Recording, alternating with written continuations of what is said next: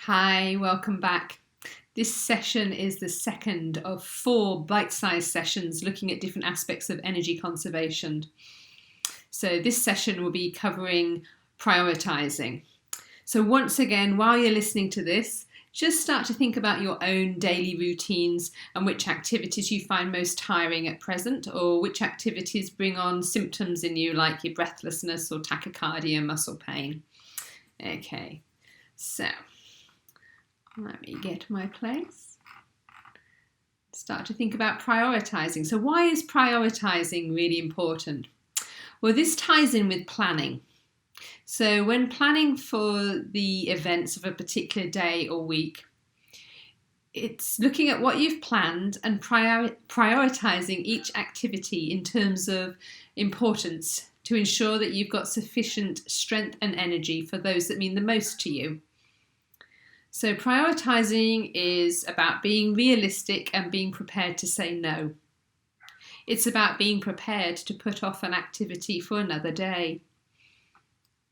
Prioritizing is recognizing your body's warning signs and making adjustments accordingly. Prioritizing requires an awareness of activities that are essential versus those that are desirable. And prioritizing may mean changing lifelong habits and thought processes.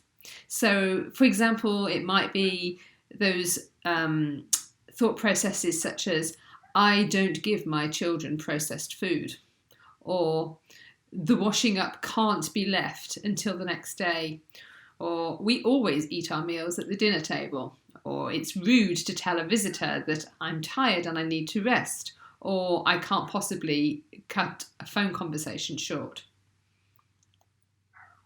So prioritizing means choosing the activity that's best for your mental health, particularly if you are feeling a little anxious or depressed.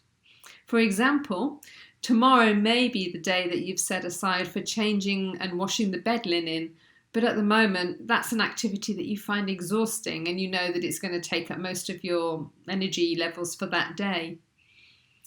So it's a case of like, if in the week that's just gone, you found yourself getting perhaps a little bit more frustrated and isolated, it might be a case of reprioritizing and using your energy for going for a walk, getting some fresh air, or phoning a friend instead.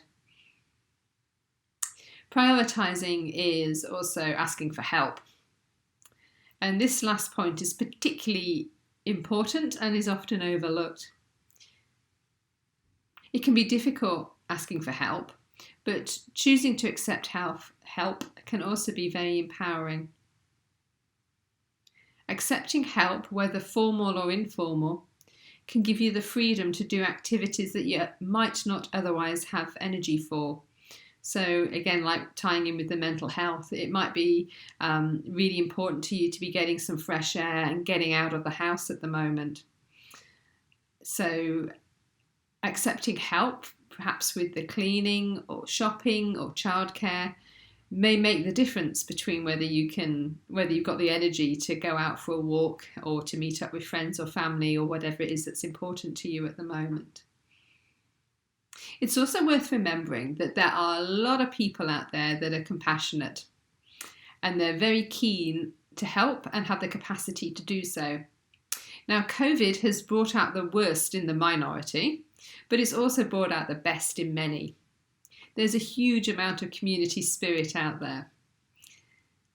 Generally, people don't offer help unless they actually mean it. So, if a neighbour has made an offer to pick up a few groceries for you, or whenever you need, this might seem like a huge inconvenience to put upon them, but if they're running a busy household, they'll hardly notice the extra load.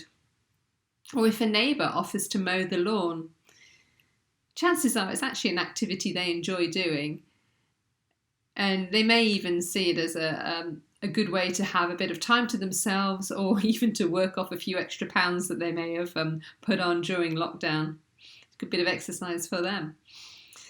And also the opposite is true as well with prioritising. If you're the person that usually offers to help to others, Are you still trying to do this? Because this is the time to stop.